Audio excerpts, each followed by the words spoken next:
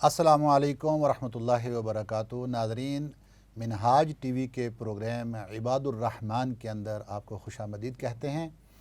आज का हमारा प्रोग्राम बर्र-ए-सग़ीर पाक व हिंद की बिलखुसूस एक मारूफ हस्ती और शख्सियत जो यहाँ पर इशाअत इस्लाम का सबब बने और जिन्होंने बर्र-ए-सग़ीर पाक व हिंद के अंदर आपने अकायद इस्लाम की शजरकारी और गुलशन इस्लाम की आबियारी की और आपका वजूद सईद बर्र-ए-सग़ीर पाक व हिंद के लिए मरकज़ महर वफ़ा और सरचश्मा तमन्नाओ दुआ रहा। मेरी मुराद आज जिस हस्ती के ऊपर हम गुफ्तगू करने जा रहे हैं, सैयद अली बिन उस्मान अल हजवेरी रहमतुल्लाह अलैह। आप जिस दौर के अंदर जो चौथी सदी हिजरी या पाँचवीं सदी हिजरी का जो आगाज़ है, आप इसमें तशरीफ़ लाते हैं और आपकी तालीमात के हवाले से जो आपने यकीनन तसव्वुफ़ के अंदर कारहाए नुमायाँ सर अंजाम दिए और जो रहती दुनिया तक आपकी तालीमात इस्लाह मुआशरा के लिए कायम व दायम रहेंगी, उनमें से एक तालीम का मैं सिर्फ़ ज़िक्र करूँगा और फिर हम अपने मेहमानों की तरफ जाएंगे। वो आपने खामोशी के बारे में फ़रमाया। आप ज़िक्र करते हैं कि एक बार हज़रत शिबली रहमतुल्लाह अलैह, आप बगदाद का एक मोहल्ला है करख, जहाँ के हज़रत मारूफ़ करखी रज़ी अल्लाह तआला अन्हु थे, उस मोहल्ले से गुज़र रहे थे तो एक मुदाई तरीक़त ने एक जुमला कहा। जुमला ये था कि खामोशी कलाम से बेहतर है। उस वक्त हज़रत शिबली रहमतुल्लाह अलैह आपने जवाब दिया कि तेरी खामोशी तेरे कलाम से बेहतर है, क्योंकि तेरा कलाम लागव है और तेरी खामोशी मुज़िका खेज़ है। फरमाया जबकि मेरा कलाम मेरी खामोशी से बेहतर है, क्योंकि मेरी खामोशी हिल्म है और मेरा कलाम इल्म है। तो जब हुज़ूर दाता गंज बख्श अली हजवेरी रहमतुल्लाह अलैह इसके ऊपर फरमाते हैं कि कलाम की आप दो किस्में कहते हैं, फरमाते हैं कि जिस तरह कलाम की दो किस्में हैं, ऐसे ही खामोशी की भी दो किस्में हैं। फरमाते हैं कि एक कलाम की बुनियाद हक़ पर होती है और एक दूसरे कलाम की बुनियाद बातिल पर होती है। फरमाया कि एक खामोशी मकसूद हासिल कर लेने के बाद इख्तियार की जाती है और एक खामोशी वो है जो किसी गफलत की बुनियाद पर होती है। फरमाया कलाम और ख़ामोशी के वक्त जायज़ा लेना चाहिए कि अगर कलाम की बुनियाद हक़ पर है तो कलाम बेहतर है, वरना खामोशी कलाम से बेहतर है। तो आज का जो हमारा प्रोग्राम है, इस प्रोग्राम में हम इसी हक़ की बुनियाद पर कादिरुल कलाम उलमाए कराम के साथ हम बात करने जा रहे हैं। आज के हमारे इस प्रोग्राम के अंदर दो जलीलुल क़द्र इल्मी शख्सियात जो मेरे साथ मौजूद हैं, उनमें पहले नंबर पर मोहतरम अल्लामा मुफ्ती खलील अहमद कादरी साहिब, आप एग्जेक्टिव मेंबर हैं मिनहाज उलमा कौंसल के। सर, आपको खुश आमदीद कहता हूँ आज के प्रोग्राम में। और दूसरे हमारे मोहतरम मेहमान गरामी मोहतरम अलहाज मुफ्ती ग़ुलाम असगर सिद्दीकी साहिब, सदर मरकज़ी सदर मिनहाज उलमा कौंसल। सर, आपको भी आज के इस प्रोग्राम में खुश आमदीद कहते हैं।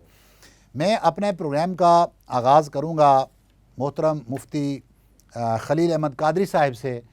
कि हुज़ूर दाता गंज बख्श अली हजवेरी रहमतुल्लाह अलैह जिनके ऊपर आज यहाँ हम गुफ्तगू करने बैठे हैं, तो आपकी शख्सी तारुफ़ क्या है? आप किस पैदाइश कहाँ आपकी हुई, किस अरसे में हुई, कहाँ आपकी तरबियत हुई, फिर कैसे आप यहाँ लाहौर तक तशरीफ़ लाए? बिस्मिल्लाहिर्रहमानिर्रहीम। बहुत शुक्रिया। एक अज़ीम हस्ती का ज़िक्र खैर करने के लिए अल्लाह पाक ने ये लम्हात हमें अता फ़रमाए। फिर एक इंतहाई अदब वाली जगह पे बैठ के एक अज़ीम तहरीक की नुमाइंदगी की सूरत में इस जगह पे बैठ के अल्लाह रब्बुल इज़्ज़त ने एक अज़ीम हस्ती का ज़िक्र खैर करने का मौका अता फ़रमाया। जहाँ तक हज़रत सरकार दाता गंज बख्श रहमतुल्लाह तआला अलैह के ज़ात अक़दस का ताल्लुक़ है, ये बात बहुत ज़्यादा हमारे लिए सबक के काबिल है कि एक गज़नी का एक मोहल्ला, वहाँ से पैदाइश फरमाने वाले एक हस्ती जिसके इस वक्त बर्र-ए-सग़ीर के ऊपर औलिया इज़्ज़ाम की सफ़ में सबसे ऊपर नाम आता है। आप ना सिर्फ वली कामिल हैं, बल्कि आप यूँ कह सकते हैं कि बर्र-ए-सग़ीर के जुमला औलिया के इमाम हैं। आप इमामुल आरिफ़ीन हैं, इमामुल औलिया हैं, इसमें कोई शक नहीं है। आप जब पैदा हुए, गज़नी के दो कस्बात हैं, एक कस्बे का नाम है हजवेर और एक का नाम है जल्लाब। جلاب میں آپ کے والد گرامی کی رہائش تھی، لیکن حجویر آپ کا ننیال تھا، چونکہ آپ کی ولادت بسعادت اپنی ماں کے گھر میں، اپنے ننیال کے گھر میں ہوئی ہے، اس وجہ سے حجویری کا لفظ آپ کے ساتھ پہلے آتا ہے۔ پھر حجویری الجلابی دونوں الفاظ استعمال ہوتے ہیں، حجویر آپ کے ننیال کے حوالے سے اور جلاب آپ کے والد گرامی کی رہائش کے حوالے سے۔ اور غزنوی علاقہ اس زمانے کے اندر چونکہ علم کا ایک سمندر تھا اور بہت زیادہ علمی کاوشیں آپ کے اپنے خاندان کے اندر تھیں، اور یہ بات بھی واضح رہے کہ آپ اپنے والدین کی اکلوتی اولاد تھے۔ آپ کے دیگر بہن بھائی کتابوں میں ذکر نہیں ملتا، اور بلکہ یہ واضح طور پہ لکھا ہوا ہے کہ آپ اکلوتی اولاد تھے۔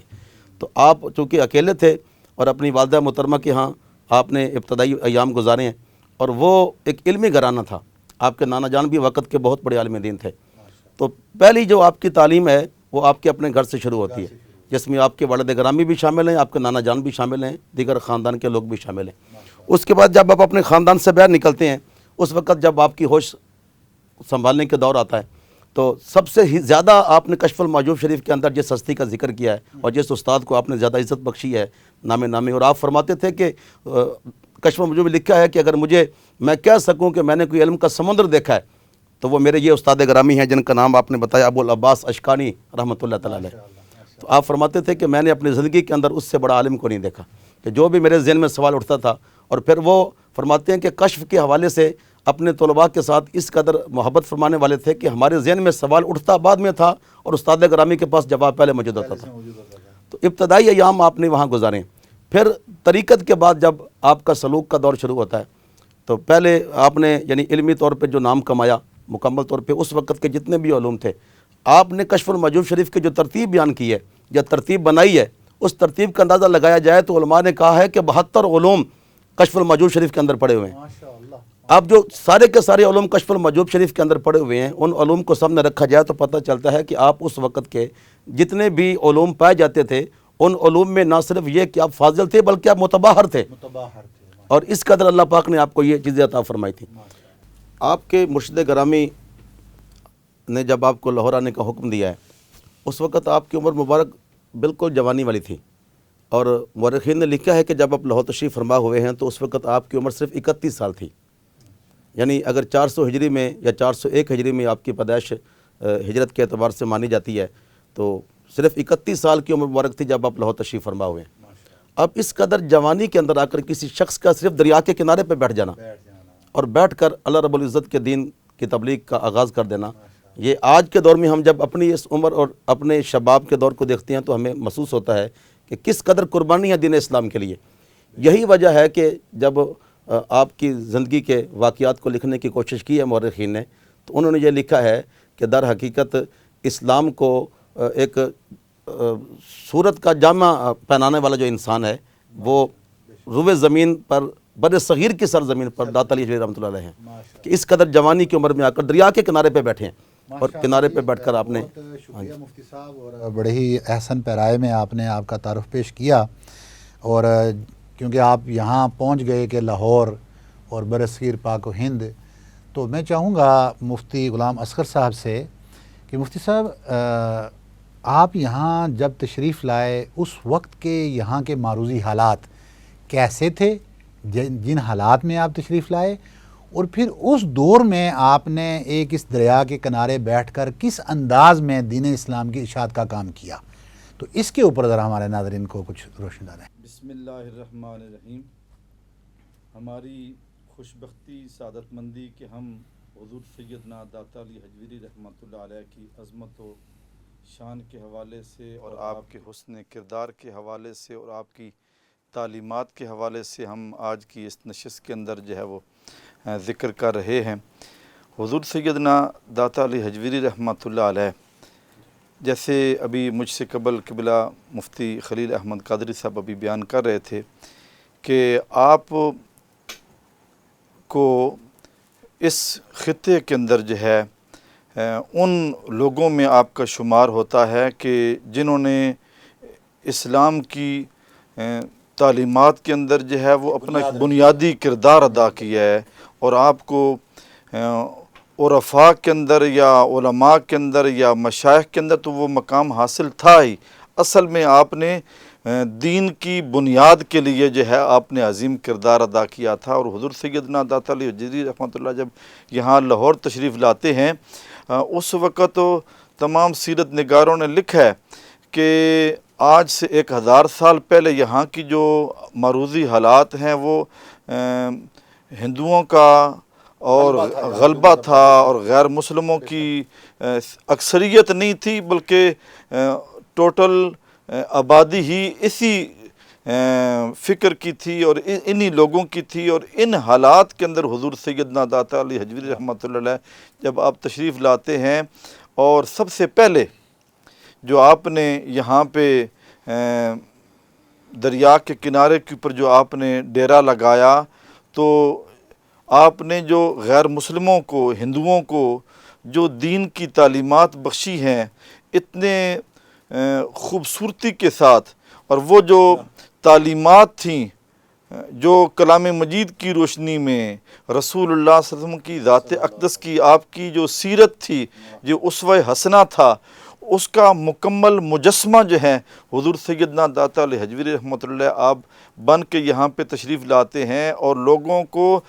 تعلیمات قرآن اور تعلیمات رسول کی روشنی کے اندر جو ہے لوگوں کو دین کی طرف جو ہے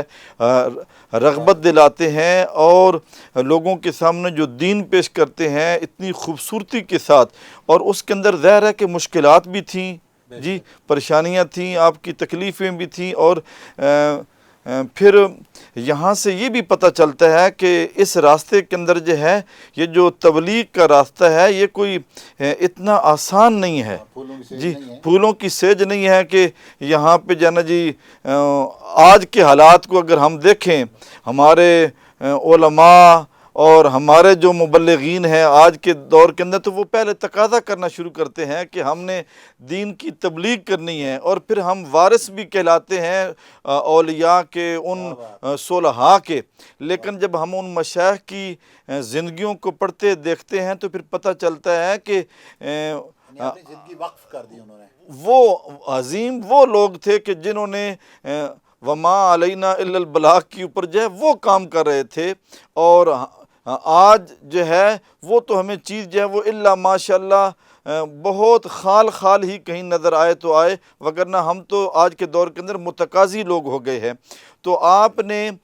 جس خوبصورتی کے ساتھ اسلام کا پیغام پہنچایا، اور غیر مسلم لوگ جو ہیں وہ آپ کے قریب ہوتے ہیں، پھر آپ نے وہاں پہ آپ کی جو زندگی ہے اس کی روشنی کے اندر، تعلیمات کی روشنی میں پتہ چلتا ہے کہ آپ نے وہاں پہ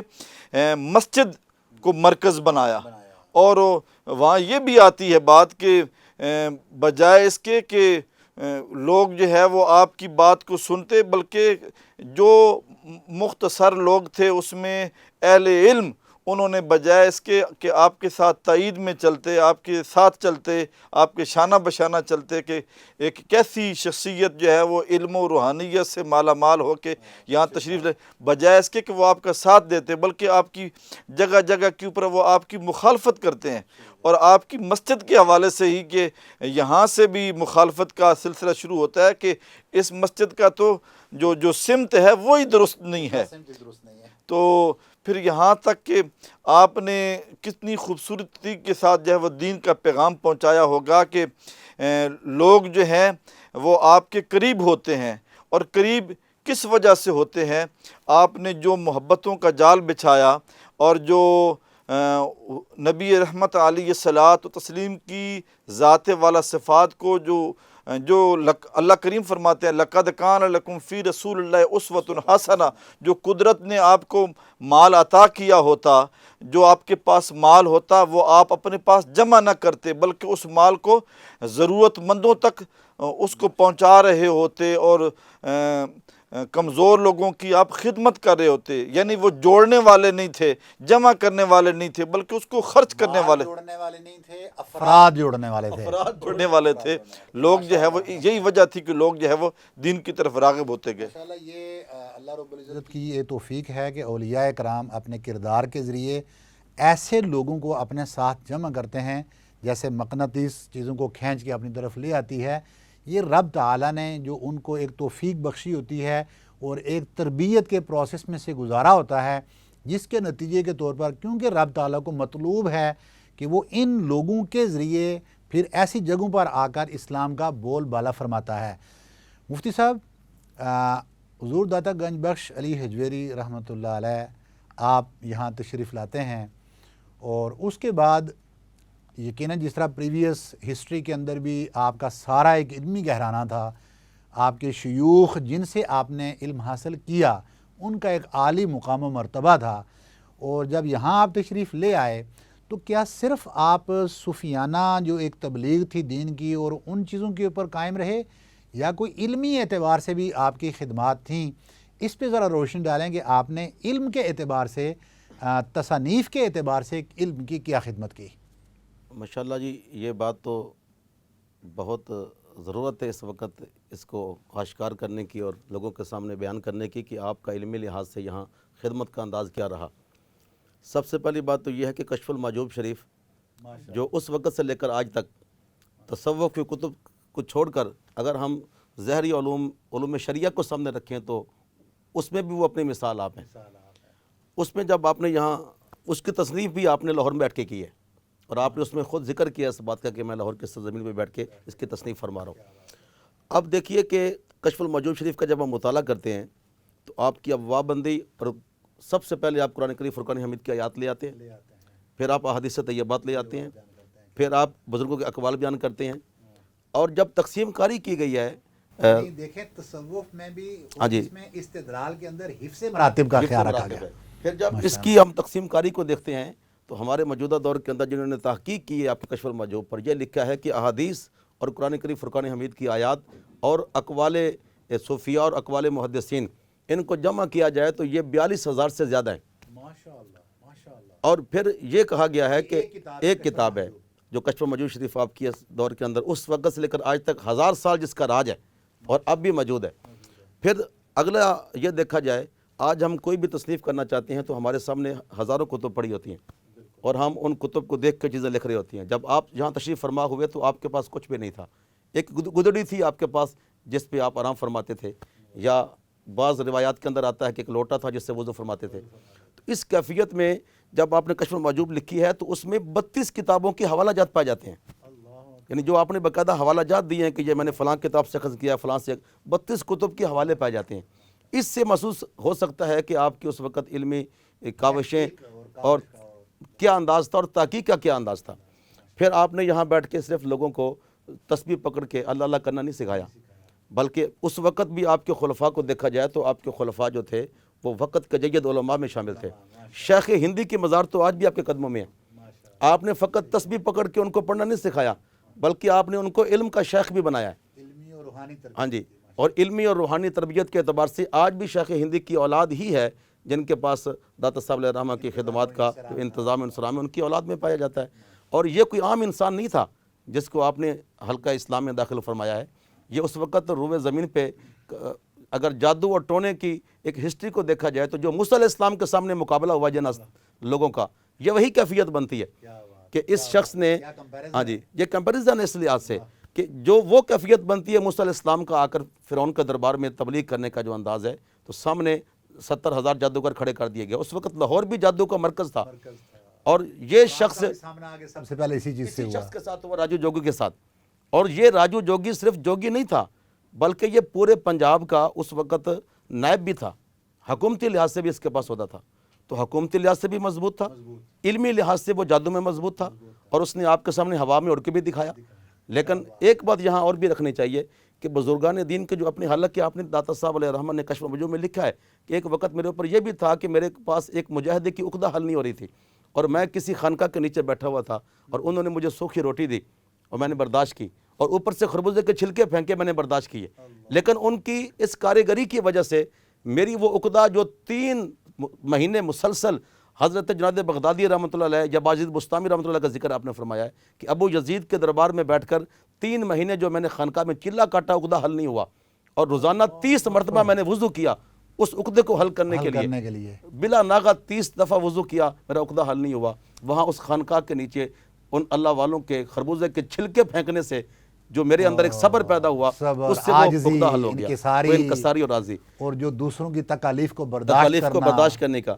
اب اللہ اکبر۔ ایسی کیفیت جو اپنی ذات کے بارے میں آپ خاموش ہیں، کیا لیکن جب راجو جوگی نے یہ کہا کہ میرے دین میں تو یہ طاقت ہے کہ میں دینی ہوا میں اڑ کے غیرت۔ دکھا سکتا ہوں، اللہ اکبر، تو اپنے دین کی طاقت دکھا، کیا تو آپ نے فرمایا اپنے بارے تو خاموش رہتے ہیں، لیکن جب غیرت کی باری آ دین جائے کی تو باری پھر آتی ہے خاموشی تو پھر اقبال بھی کہتے ہیں کہ نہ سمجھ کہ بے حقیقت ہے یہ فقر کا فسانہ، فسانہ۔ تجھے کیا خبر کہ کیا ہے نگاہ کلندرانہ، ماشاء نہ تخت و تاج میں ہے نہ لشکر و سپاہ میں ہے، جو سپاہ بات میں۔ مرد کلندر کی بارگاہ میں ہے۔ بارگاہ آپ نے کہا میں، یہ تو واہ۔ تیری جسم کی طاقت ہے، اب میرے کیا جوتے بات۔ کی طاقت دے، جوتے کی تو آپ نے طاقت۔ جوتے اٹھا کے پھینکے، اور پھر وہ شخص جب نیچے اترا تو نیچے اترنے کے بعد اس کی زبان میں اور کچھ بھی نہیں تھا ماں سوائے اشہد ان لا الہ الا اللہ و اشہد ان محمد رسول اللہ، یہ دینی کاوش تھی۔ اس کے بعد پھر آپ نے ان کو پڑھایا ہے،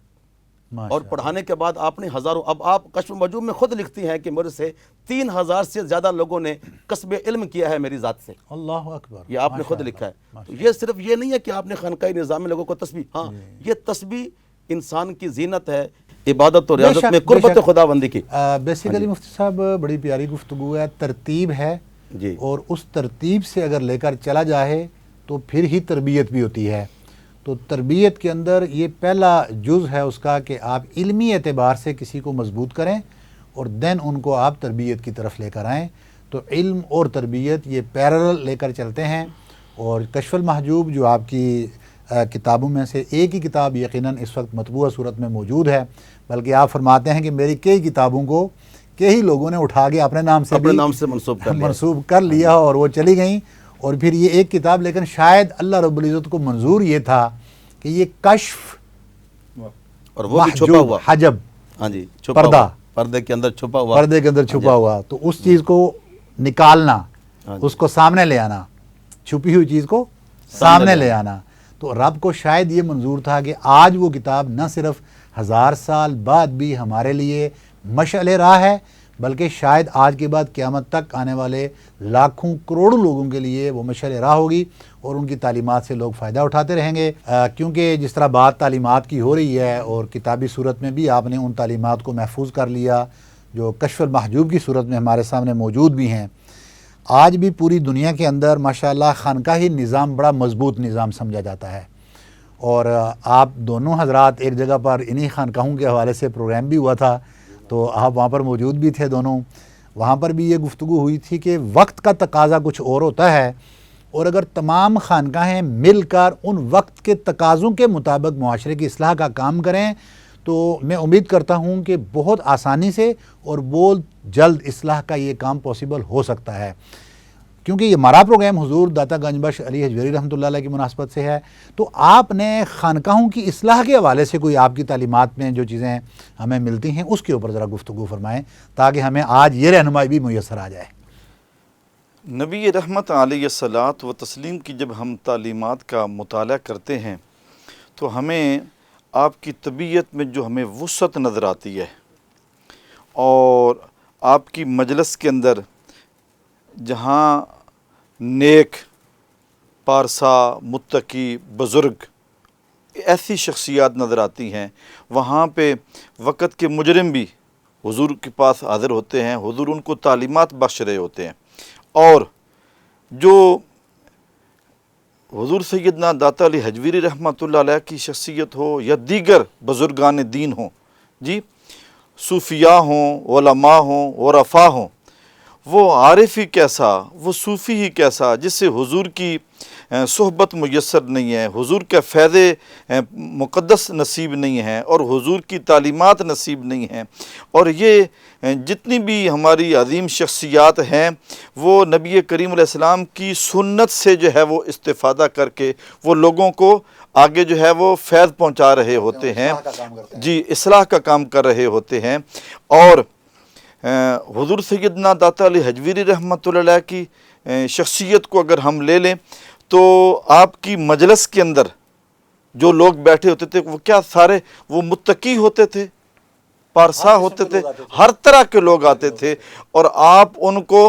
تعلیمات بخش رہے ہوتے تھے، کہیں قرآن کی تعلیم دی جا رہی ہے، کہیں رسول اللہ کی سنت کی تعلیم دی جا رہی ہے، جو حضور کا جو پیغام محبت تھا وہ دیا جا رہا تھا۔ تو یہ جو لوگ تھے، یہ جو ان دنیا کو جو پیغام دے رہے تھے، تو یہ جو تعلیم اسلام کی پیش کر رہے تھے وہ تلوار کے ذریعے پیش کر رہے تھے، کردار کے ذریعے پیش کر رہے تھے، وہ محبت کے ذریعے پیش کر رہے تھے۔ وہ علامہ جو کہتے ہیں کہ یقین محکم محبت فاتح عالم، جی وہ محبت کے ذریعے جو ہے جب وہ محبت کے ذریعے جو ہے وہ دلوں کو فتح کرتے تھے۔ اور یہ جو بالخصوص جو بر صغیر کے اندر جو اسلام کا نور پھیلا ہے، یہ تو محبت کی وجہ سے پھیلا ہے۔ وہ جتنے بھی ہمارے مشائخ ہیں، ہمارے صوفیاء ہیں، جی پورے بر صغیر کے اندر حضور سیدنا خواجہ غریب نواز ہوں، داتا علی حجویری ہوں، حضرت سلطان باہو ہوں، یا دیگر جتنی بھی ہستیاں ہیں، یہ محبت کے ذریعے ہی پیغام ادا کر رہے تھے۔ تو ہم حضور سیدنا داتا علی حجویری رحمۃ اللہ کا جب ہم تذکرہ کرتے ہیں تو ہمیں جو چیز آپ سے ملتی ہے تو بالخصوص خانقاہی نظام کے اندر وہ کیا چیز تھی؟ وہ محبت کی ایک دنیا تھی، جی۔ تو آج جو ہے وہ لوگ جو تنگ نظر ہو گئے ہیں، جن کے اندر جو ہے وہ برداشت نہیں ہے، میں تو یہ سمجھتا ہوں کہ یہ صرف جو ہے انہوں نے بزرگان دین کا صرف نام سنا ہے، ان کی تعلیمات سے انہیں آگاہی نہیں ہے، ان کے کردار سے یہ واقف نہیں ہے۔ اگر اپنے تئیں انہوں نے ان کی تعلیمات کو پڑھا ہوتا، ان کے حسن کردار کو دیکھا ہوتا، تو ان کے پاس تو ہر طرح کے لوگ آتے تھے۔ ان کے اندر اگر سختیاں ہوتی تو وہ لوگ آتے کہاں سے؟ جی وہ نرمی کے ذریعے دوسروں، جہاں نیک پارسا لوگوں کو اپنی مجلس میں بٹھاتے تھے، وہ تو ایسے لوگوں کو بھی قریب کرتے، اور پھر وہ آئیں گے تو ان کے پاس دین کی تعلیمات جائیں گی، جب آئیں گے نہیں تو ان کے پاس دین کی تعلیمات کہاں سے جائیں گے؟ تو کشف المحجوب کی روشنی کے اندر اور حضور سیدنا داتا علی حجویری رحمۃ اللہ کی تعلیمات کی روشنی کے اندر جو ہے آج کے ہم جو حالات ہیں ان کو اگر ہم لیں تو ہمیں پتہ چلے گا کہ ہمیں اپنے مزاج کے اندر جو ہے وہ وسعت پیدا کرنی ہوگی، اپنے دسترخوان کو وسیع کرنا ہوگا، جو ہے صرف جی نرمی لانی ہوگی، اور ہمیں تلوار سے نہیں یا گولی بندوق سے جو ہے وہ دوسرے کو زیر نہیں کرنا ہوگا، ہمیں محبت کے ساتھ جو ہے، اور دین ہمارا تقاضا اس چیز کا کرتا ہے، لا اکراہ فی الدین، دین میں تو جبر ہے نہیں ہے، سختی نہیں ہے، جی۔ تو نبی رحمت علیہ الصلوۃ والتسلیم کی جو تعلیمات تھیں وہی ہمارے صوفیاء کا عملی جو ہے وہ ان کا نظام تھا، اور حضور سیدنا داتا علی حجویری رحمۃ اللہ آپ اس کے بانی بنے، اور آپ کے دربار سے یہ جو فیض کا چشمہ پھوٹتا ہے تو اپنے کیا پرائے کیا ہر ایک کہنے پہ مجبور ہو جاتا ہے کہ گنج بخش فیض عالم مظہر نور خدا، نا کے سارا پیر کامل کاملہ راہ رہنما۔ ماشاءاللہ مفتی صاحب بہت کمال۔ ناظرین کرام بہت پیاری گفتگو ہے، لیکن ہمارے پاس وقت بہت کم ہے۔ میں یہاں پر اس پروگرام کو کلوز اس پیغام کے ساتھ کرتا ہوں کہ آپ نے بڑی پیاری، مفتی صاحب نے اس کے اوپر گفتگو کی کہ آج کے زمانے میں ہماری خانقاہوں کو بھی اسی انداز میں سوچنا ہوگا کہ ہمارے قرون اولا کے بزرگان دین نے کس انداز میں اپنی خانقاہوں کو زندہ رکھا، کیسے لوگوں کو اپنے ساتھ اٹیچ کیا، اور آپ کا وہ کردار ہزاروں سال بعد بھی زندہ ہے۔ ہم بھی اگر اپنے وقت کے اندر، اپنی حیات کے اندر ایسے کارنامے سر انجام دیں تو انشاءاللہ وہ وقت دور نہیں کہ آپ کو بھی ہزاروں سال بعد زندہ رکھا جائے گا، آپ کے نام لیوا ہوں گے۔ لیکن اگر اپنے تلخ رویوں اور تلخ زبان اور تلخ گفتگو کے ذریعے ہم لوگوں کو دور کریں گے تو اس کا مطلب یہ ہوگا کہ اسی زندگی کے اندر بھی لوگ ہم سے دور بھاگیں گے۔ اور بڑی امپورٹنٹ بات انہوں نے کی کہ ہم جب اپنے متعلقین کے اندر ڈفرینشیٹ نہ کریں، ہمیں پتہ ہونا چاہیے کہ آنے والا کون ہے۔ زیادہ مالدار اور بڑے آدمی کو قبول کر لینا اور غریب اور مسکین مرید کو دھتکار کر پیچھے کر دینا،